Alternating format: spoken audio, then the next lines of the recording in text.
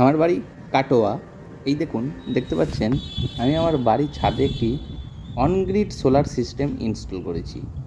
On-grid এ কারণেই বলছি, এতে ব্যাটারি নেই, গ্রিডে সঙ্গে যুক্ত করার একটা ব্যাপার। সাবসিডি আছে কি না সেগুলো পরের ভিডিওতে সব জানাবো, কীরমভাবে করেছি গোটা ভিডিও সবটাই। আমার এখানে মোট 4টে প্যানেল আছে, আর এই 4টে প্যানেলই লুম সোলারের, মানে গোটা স্ট্রাকচারটাই আমার লুমস সোলারের থেকে নেওয়া প্যানেলগুলো। 550 ওয়াটের প্রত্যেকটি প্যানেল। এবং আমার জিআই স্ট্রাকচারের ওপর এটা আমি সেট আপ করেছি, একটু উঁচু করেছি যাতে ছাদটাকেও ব্যবহার করা যায়। আর ভবিষ্যতে আরও একটু উঁচু করার চেষ্টা বা চিন্তাভাবনা আমার আছে। প্যানেলগুলো প্রত্যেকটিই প্রায় প্যারালাল সিরিজে ইনস্টল করা আছে। একটু কাছে নিয়ে গেলে দেখতে পারবেন, এই দেখুন 550 ওয়াটের প্যানেল এবং 4টে প্যানেল, তাহলে 2200 ওয়াট বা 2.2 কিলোওয়াট হচ্ছে। আর এদিকটা আমার দক্ষিণ দিক, কিন্তু ওই দিকটা ফাঁকা থাকে।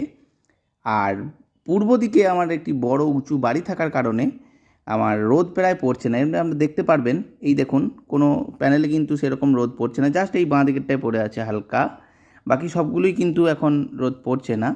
এখন যদিও সকাল 8:30, তারপরও আপনাদেরকে দেখাবো কি পরিমাণ জেনারেশন এখন হচ্ছে। চলুন নিচে যাই। চলুন পরিচয় করাই, এটা আমার নিচের তলায় সেট আপ করা আছে আমার সিস্টেমের যাবতীয় যন্ত্রাংশ বা ইনস্ট্রুমেন্ট বলতে পারেন।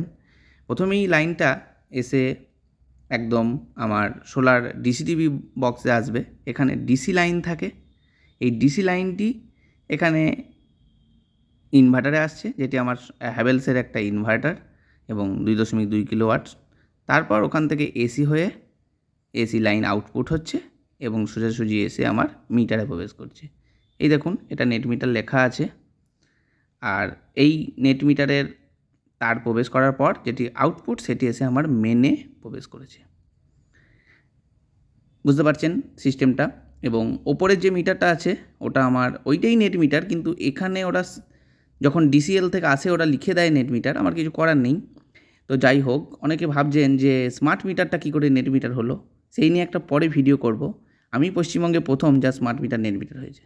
এই দেখুন, এটা হ্যাভেলসের। এখন জেনারেশন দেখুন, ওই যে 400 ওয়াট প্রতি ঘন্টা জেনারেশন হচ্ছে। চলুন একটু কাছে নিয়ে যাই। এই বাটন পুশ করলে আপনারা দেখতে পাবেন প্রথমে ভোল্টেজ দেখাচ্ছে গ্রিডের, তারপরে অ্যাম্পেয়ার দেখতে পাচ্ছেন। তারপর যদি আমরা পুশ করি, এই দেখুন 410 ওয়াট এই মুহূর্তে জেনারেট হচ্ছে, 8:30 বাজছে। আজকে টোটাল 585 ওয়াট তৈরি হয়েছে। আর টোটাল মানে যেদিন থেকে সিস্টেম হয়েছে 485 ওয়াট। মাত্র 2 মাস হয়েছে আমার সিস্টেমটি চালু হচ্ছে। আর এটা দেখুন ভোল্টেজ, অ্যাম্পেয়ার, এগুলো আপনার খুব বেশি কাজে লাগবে না। যদিও আপনি এই হ্যাভেলসের এই সিস্টেমটি ওয়াইফাইয়ের সঙ্গে কানেক্ট করে ফোনে দেখতে পারবেন। যাই হোক, এই মুহূর্তে আমার প্রায় ফেব্রুয়ারি মাসে 8.5 ইউনিট করে তৈরি হচ্ছে। নেক্সট ভিডিওতে দেখা হচ্ছে।